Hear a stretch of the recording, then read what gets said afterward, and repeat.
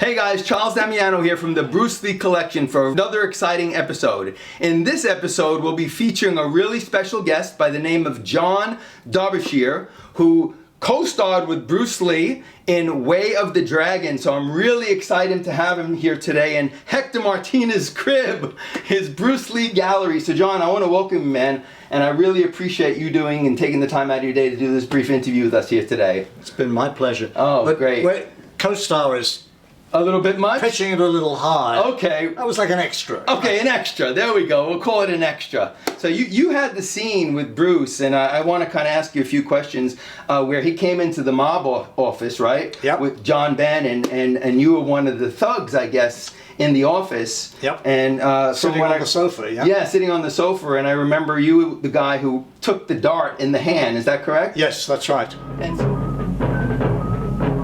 Lee, unmarshaled.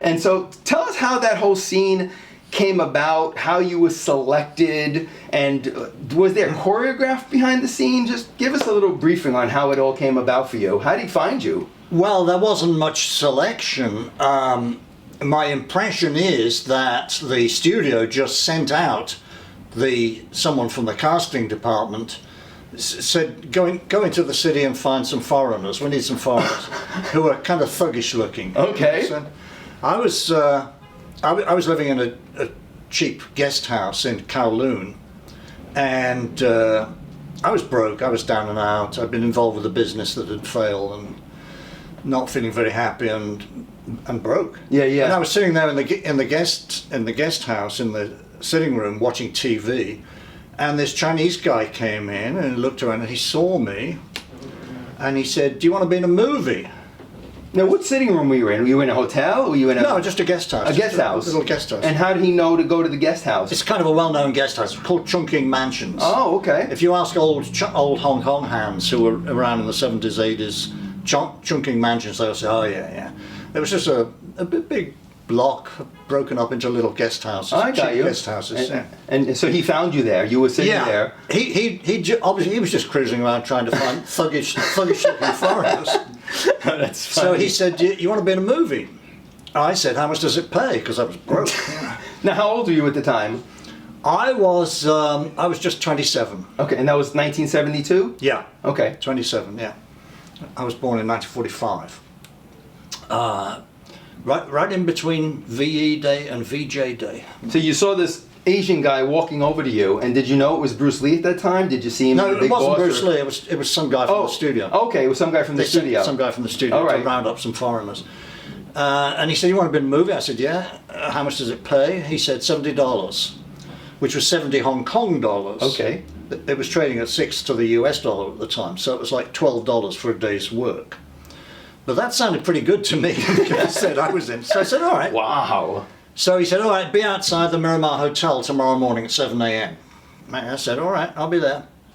And I was. And standing there with me were 3 or 4 other thuggish looking foreigners. So they rounded you guys up. They just rounded us up. Okay. Yeah. And then this minibus came in and took us out to the studio in the New Territories. And there we spent 2 days there shooting those like 5 minutes of scenes. Oh, so that's how long you were there? You were there for 2 days? Yeah, 2 days. And was it in the Hong Kong, the Golden Harvest Studios? Yes. So you were there. Yeah. And then when did you finally get a glimpse of Bruce Lee, and did you know him? Like, when did they introduce you to him?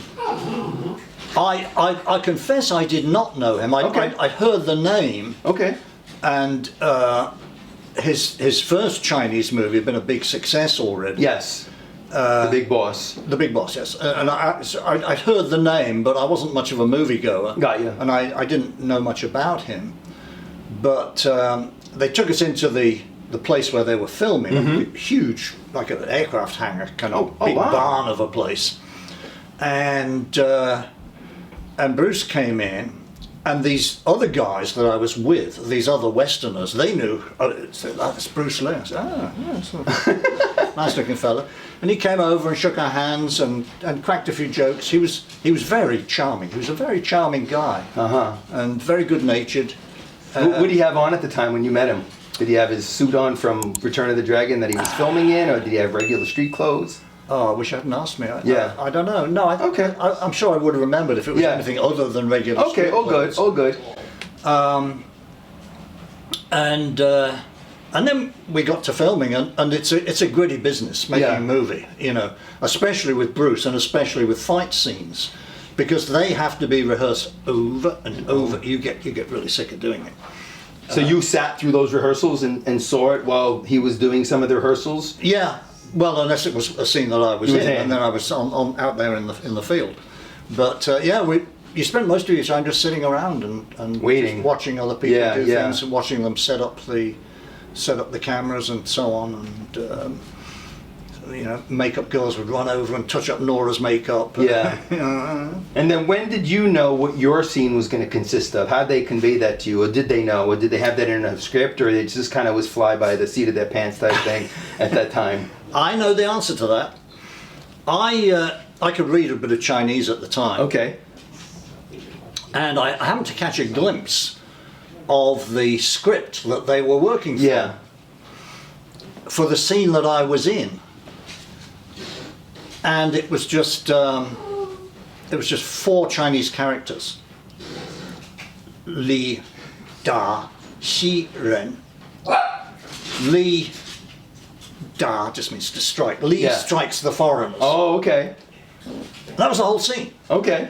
So he was just going from that and just kind of making it up. Oh, okay. I got you. He improvised the fighting. But he told us exactly what to do, and you know, keep out of the way of the flying feet and all that kind of thing. And so you guys, when he walked in and was filming that scene, I think I remember you guys were sitting down, right? We were sitting down. Maybe 3 or 4 of you were sitting down. And they had this deal where he threw a little wooden dart at my hand. And the way they did that was... How did they do that? They did it in reverse. They filmed it in reverse. Ah. They stuck the dart on my hand with a little thread attached to it. A little thread too small to be seen on the screen. And then they jerked the thread away. Oh, wow. And then they just played that in reverse, so the thing was coming towards you. Oh, wow, neat. So that was filmed in reverse. Yeah. Got ya. So you knew the dart was gonna be, you were gonna take the dart to the hand. Yes. And then there was another scene where he did a kick on you too, right? Yes, you then got up to try to, I guess, help out, right? Defend. We all stood up against him, and he took us one by one. I don't remember which order. Yeah. But I came at him like this, and and then he gave me a roundhouse kick. Yes, I remember that. That threw me backwards over a chair.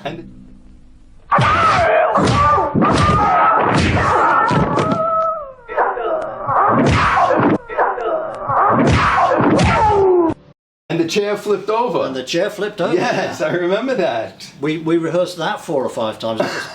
And of course, he didn't actually kick me. He didn't land a kick.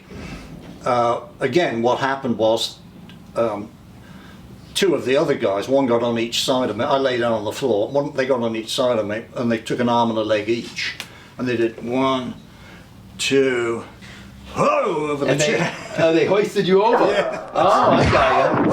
But when you were going at him, I think I remember you see yourself going at him, and then did he actually do the kick, and then they kind of hoisted you to kind of look like it kicked you? They did the kick. Did you feel it miss you? How far did he miss you by? A foot? Did he come close to actors when he threw a punch or kick at them? Was it? It seemed like about a ½ an inch. Wow. I heard he was very precise like that. Oh yeah. Yeah, real and that he can come within a ½ an inch and not hit the person. And he was that precise. And it was the hard thing to do was jerking my head, because I was supposed to go. Oh, like got ya. And that's harder to do than you would think. Yeah, and it has to be at the right timing, so it looks like he actually. Did he instruct you on that? Did he give you any tips on that? Because he was great with camera angles and everything. He worked on that for years. Yeah. Before he got into the movie. And he was very careful. Very careful to tell you, just don't move forward even a fraction of an inch, otherwise you're going to meet the foot. Wow! So he instructed you on that. Just keep dead still. Got ya. But keeping dead still and remembering to do the head flip. Yeah. It wasn't easy. We had to go through that several times. Wow! Now, what was his accent and his speech like at that time? Because he has a very strong accent, right? I didn't find that. As I remember, I just remember him speaking colloquial American English. And you understood him really well? Yeah, no problem. Yeah, I mean, in Enter the Dragon, he used his real voice, and I thought it was great, you know. And Yeah. I always wondered why they didn't use his real voice in other films, because he had a beautiful voice and he spoke well. And Well, he couldn't speak Mandarin, or didn't speak it well. You know, he came from a Cantonese family. Yeah. And spent a lot of his childhood and youth in Hong Kong, and so he was good at Cantonese, but he couldn't do Mandarin. And the movies were all made in Mandarin because they were made for the overseas Chinese market and Taiwan and so on. I don't think they used any of the sound from the set. I think they dubbed it all. yeah, in you're right. afterwards. Yeah, they usually did that. So when Except for his ki. oh, you heard him do that? Yes, the ki. Oh, wow. yes. So that was his ki. Yes, that was his. Wow, everyone always asks about that, whether, you know, Bruce used his own ki-eyes, and you were there firsthand hearing him do the ki at the time. Wow, very good interesting. one. I bet. Yeah, no, he was the only one that can get away with it. Anyone else trying ki sounds silly on film. Yeah, You see him yeah. do it, and it's like, Yeah. you know, mesmerizing. Yeah. Wow, that's great. So who was in the room with you? Was Nora Mao in the room when he was there with Bruce at that scene? Yes, John Ben was there, you guys? I'm pretty sure Nora was in the room. You can check out the movie, but Yeah. I think she was. Because I think they walk in together, and she's at his side, and then he sees you guys, and you guys start getting, and he gets ready with the dart, and he Yes. hits you in the hand. I think she was at his side when they walked through the door. Yeah, I think so. Yeah, Yeah. I think that sounds right. Yeah. Wow. But I didn't interact with her much. She was. I don't know if the studio was just very protective of her, but you couldn't get close to her. Oh, wow. We're all in this shed, we're all in this huge shed doing the movie with just 2 or 3 people acting at any one time, Yeah. and the rest just standing around waiting. And so in that shed, they made the office look in the shed. So the office Yeah. was pre-made in the shed that you So were you in. could do a lot of socialising, Yeah. but you couldn't get close to Nora. Oh, wow, She had this interesting. little bevy of Cantonese, I don't know, grannies or women in the smocks, you know, with the hair Yep, in yep. the middle. Wow, look at that. And like guarding her almost. Yeah. I don't know if she didn't want to socialise or if the studio didn't want to socialise. I don't know, but you couldn't get close to Nora. I don't think I exchanged one word with Nora. Wow. So is there? She wasn't. Don't get me wrong. She wasn't ill-mannered. Or No, anything like just- that. You just couldn't get close. Yeah, I got you. So were there any stories that Bruce told you at that time? I mean, after the filming, or anything he shared with you that you can share with us that you remember that kind of stuck out in your mind that is something you can talk about? I'm sorry. No, he Not didn't. really. He didn't. He was fun on the set. Okay. He kidded around a lot. He called me slim because I was tall and skinny. And when we were doing setting up the fight scenes, he was trying to get me to look mean. He didn't think I looked mean enough. Oh, wow. He'd say, "Come on, Slim, look mean. Look mean. I'm a runty little Chinese guy. I pissed in your beer and stole your woman. Look mean." Oh, so he was trying to get you to look mean and Yeah. get you mad. Yeah. Oh, that's interesting. What a great story. Yeah. Wow. Very good, very good. So so this was fun, man. This is I'm glad you were able to share this. Anything else comes to mind that you want to share with us, or any other questions that I can ask you, or you want to talk about? So one of my good friends, Hector Martinez, he asked me a question to ask you, and he wanted to know if you attended the premiere of Wade the Dragon when it was shown. Were you there and invited to the premiere of that? No. No. We had, as I said, we were basically just extras. Okay. And they hired us in for a couple of days' work for those fight scenes. Mm-hmm. Then they paid us off and said thank you very much. And That was more or never less. had anything to do with the studio after that. So there was just your 2 days there on the set. You got to hang with Bruce for the 2 days, and then you kind of went on your way at that point. Yeah. I got you. Yeah. And you were the thugs for the office scene, and then the back alley thugs, they used a different group of thugs for that. Yeah. Got you. Yeah. Plenty of thuggish looking people in Yes, Hong Kong. there was. So when did you actually see the scene that you were in, and when you saw it, what was your reaction to that scene? What did you think of it? I saw it, let's see, we filmed that in the summer of '72. I saw it in a Hong Kong movie theatre. I went to the movies.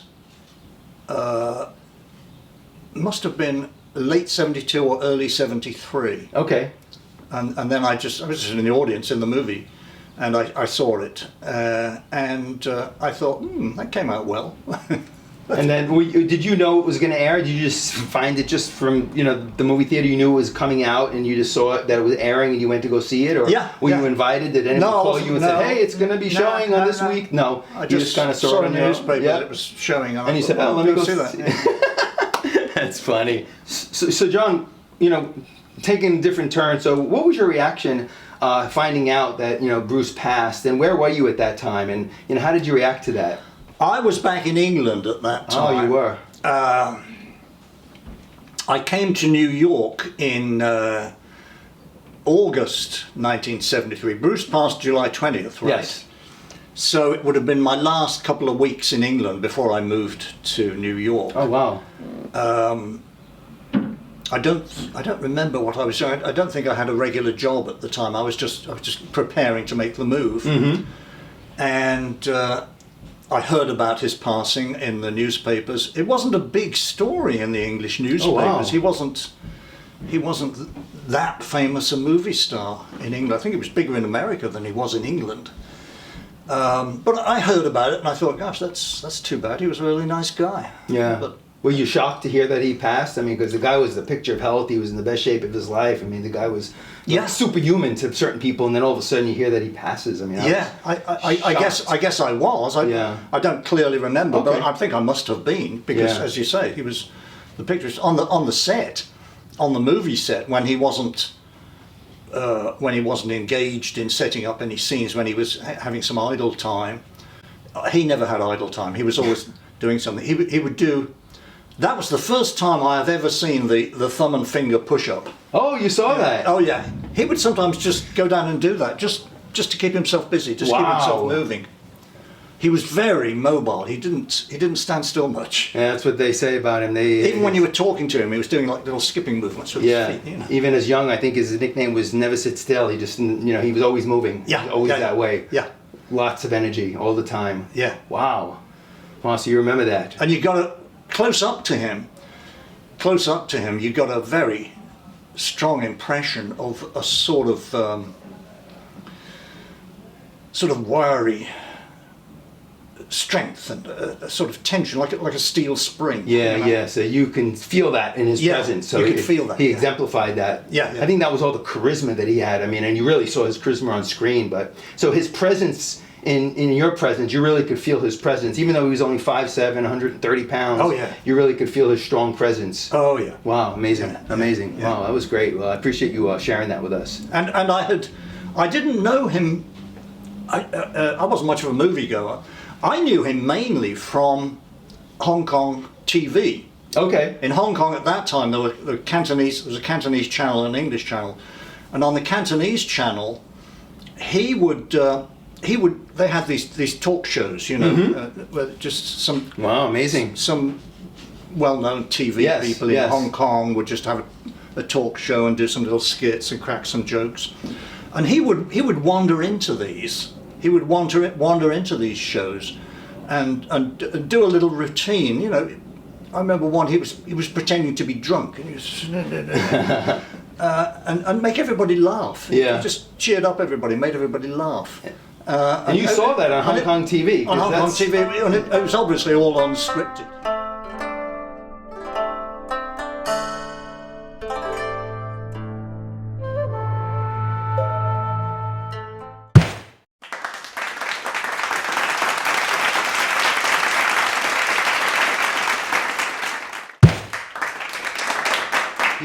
He just said to himself, he was just feeling bored and said, I'll just go and do a little TV. Yeah, they would always invite him on there. It's funny you bring that up because now everyone's looking for that footage and you can't find it. There's very little available, and you was sit there seeing it firsthand on the and now everyone who looks for it says, we can't find it, it's not available. No one knows where it is. Yeah. And it's amazing that it would just vanish after they have other things on. He was really a screen natural. Yeah. TV, movies, anything. He was just, he was a child actor, wasn't he? Yeah. Wow. Well, yeah, John, so I don't know if you know, but I'm a big collector of Bruce Lee memorabilia. I've been collecting about 50 years now, and I have thousands of items. And my question to you is, being Bruce's presence and working with him for those 2 days, did you ever get his autograph or have any piece of memorabilia from the set of Way the Dragon at that time that you have now as a collectible, or that didn't even occur to you back then? I'm sorry to say it didn't occur to me. Okay. I was just thinking about the $12 I was getting paid at the end of the day. That meant more to you. Was there a receipt?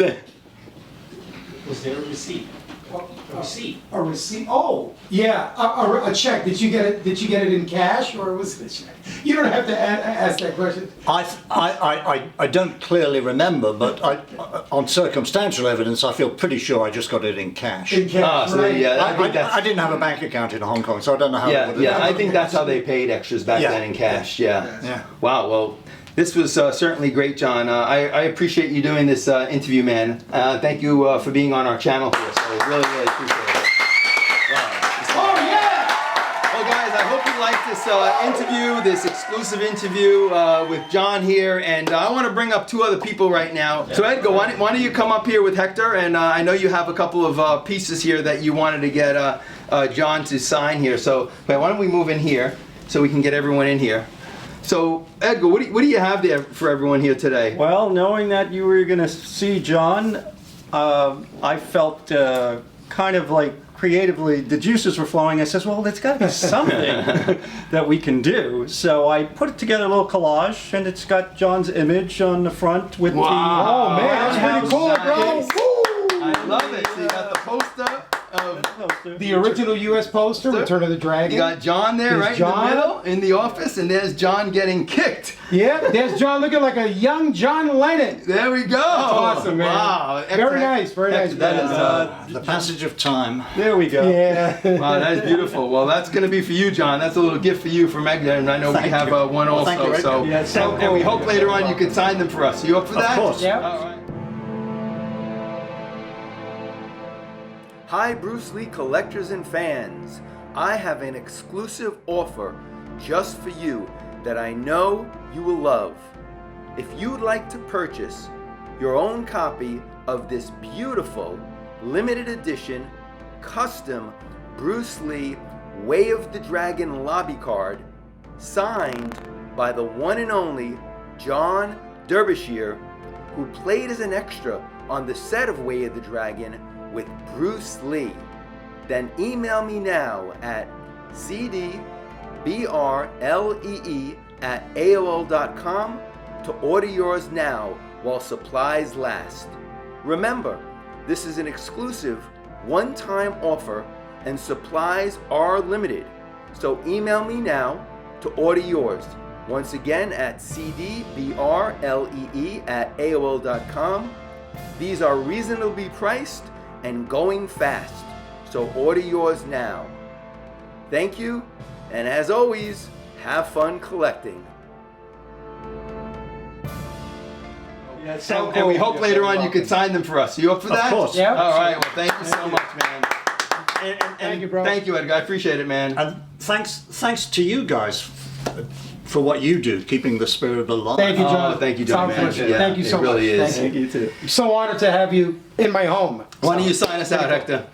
Well, like Charles always says, keep on collecting. And have fun collecting, and we'll see you guys next Friday. Thanks God a lot, bless. guys.